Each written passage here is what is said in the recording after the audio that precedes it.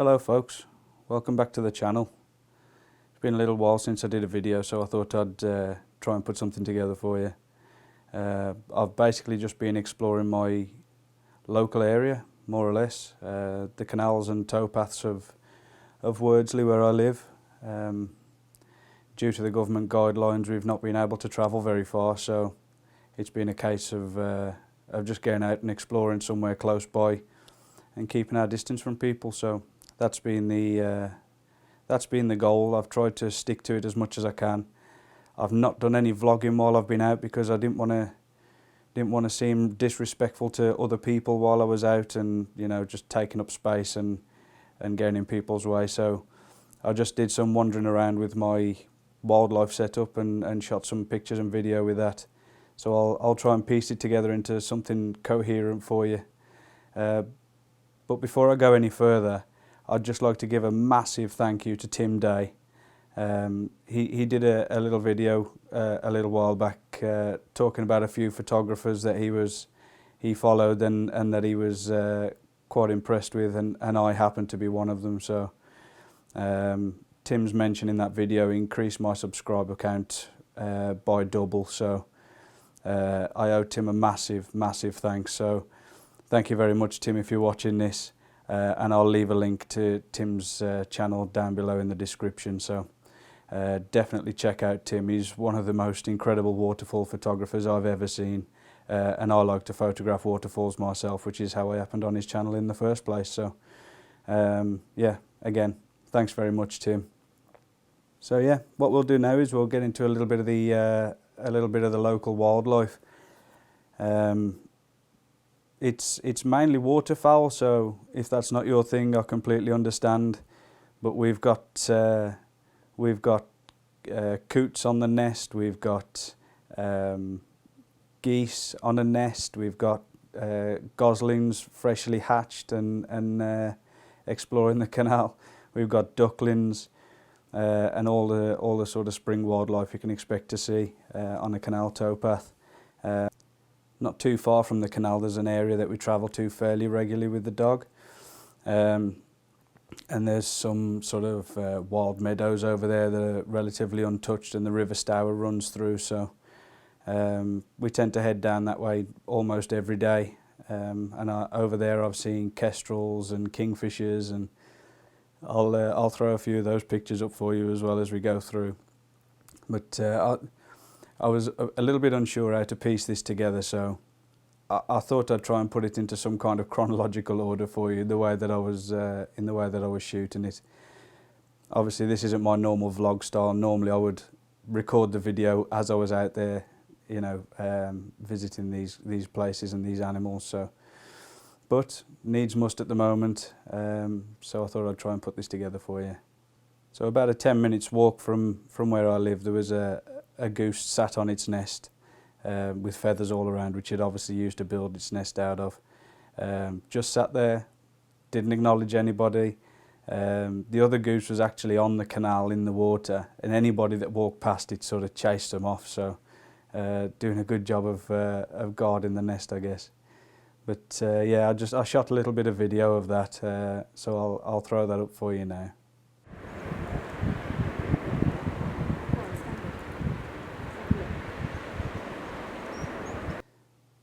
So a couple of days later, we were walking back down the canal past the exact same spot as the goose was sat on its nest, and the goose wasn't on the nest. So we kept walking for a little bit, but it wasn't long before we realised that the goslings had hatched, and the two adult geese were on the canal, and the goslings were blasting around and getting involved. So it was quite good to see. So these ones would be, I guess, maybe 2-3 days old. So I'll show those. I'll show those to you just now. But they were awesome little characters. They were. It's good to see. Really good to see. So I hope you enjoy these guys.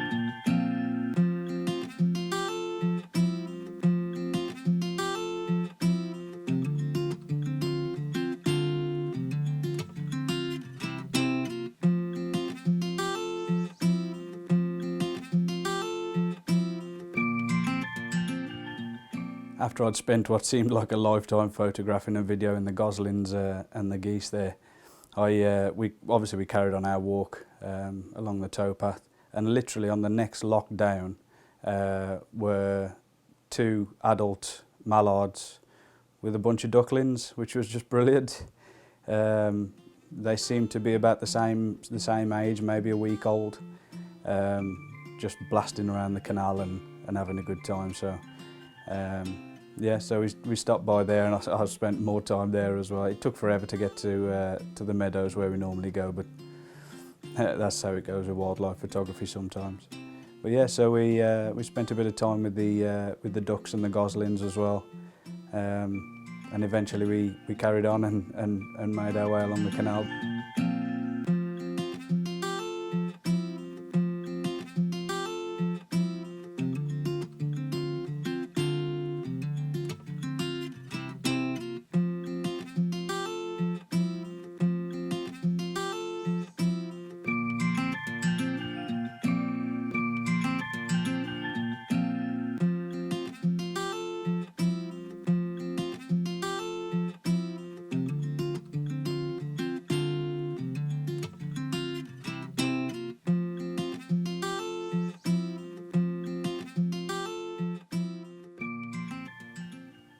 But that was about it for that trip, really. There wasn't a great deal else going on with the ducks and the ducklings that day, so we just carried on our walk as normal and made our way home.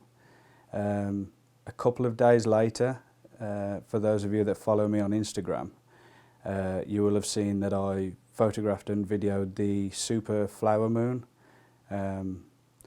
That was an interesting experience. I was experimenting with my other half's telescope. It was unbelievably tricky. I got my Canon 7D, which is normally my wildlife camera, with a T-ring and T-adapter, and using prime focus. The telescope's 700mm, so it's a decent length lens. And obviously with the crop factor of the 7D, I think it was giving me around 1100mm, something like that. Man, it was so difficult to focus. I've become lazy, I guess. I've spent a lot of time with image stabilized lenses now with Canon. So having only prime focus on the telescope and no stabilization made it super difficult to focus. But it was good fun. It was good fun. I'll throw a couple of pictures of me trying to use the telescope. My other half took a couple of pictures of me while we were out there. So yeah, I'll throw a couple of those pictures up now of me trying to work that out. But oh man, it was complex. Eventually, what I did was I put the 2x Barlow lens on as well, which if my maths is correct, should give me about 2200mm. Geez, trying to focus that was something else. But it was good fun again. It was good to see that close to the moon. It almost felt like you could reach out and touch it. It was that close. But yeah, I shot a couple of pictures and a little bit of video, but unfortunately by the time I'd got it all figured out, I was a little bit too late and the clouds had started to drift in. So yeah, I guess I missed my opportunity a little bit, but yeah, it was still good fun, still interesting. The moon was like a golden yellow orangey glow. It was very cool to see, actually. So here you go, a couple of pictures and some video of the super flower moon, which was on the 7th of May, I think it was. But yeah, it was good fun. Good fun. I enjoyed it. It does now mean that I need a star tracker, because why would you not need a star tracker? It's got to happen, hasn't it? But yeah, I'll leave you with that now.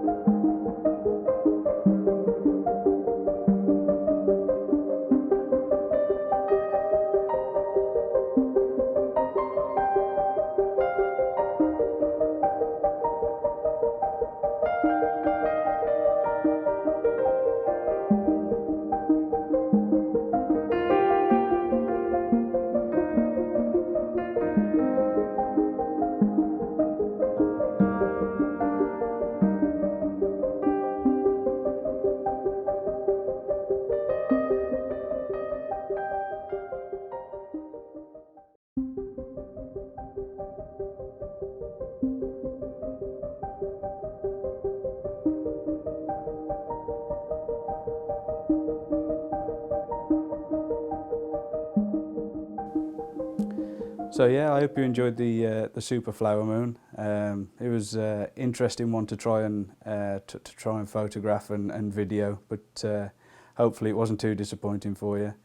I obviously need a little bit more practice, but I'll get there eventually, I'm sure. But so that a couple of days later, we're still out doing our regular walks along the canal.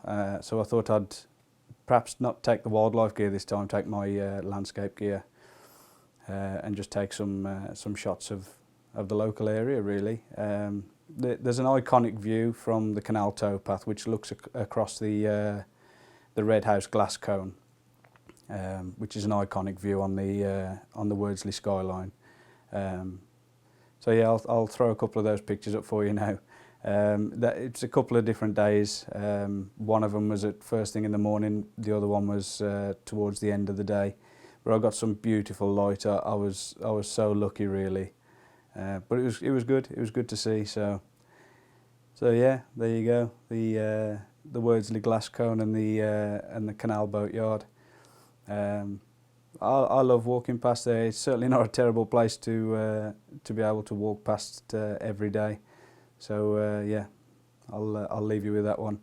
But we continue our walk as always, every day almost, with the dog. So back down the canal, the Goslings and the Ducklings are starting to grow up a little bit now, getting a little bit more adventurous and getting a bit closer to the towpath, as it were. They keep every time you walk past now, I think they've taken on the instinct that people are going to throw food to them. So every time you walk past, they tend to try and crowd in a little bit. But yeah, I've got some decent pictures and some decent video of them. So I'll show you these ones, which would make them both about 2 weeks old now. So they're still tiny and they're still super cute, but they're definitely growing.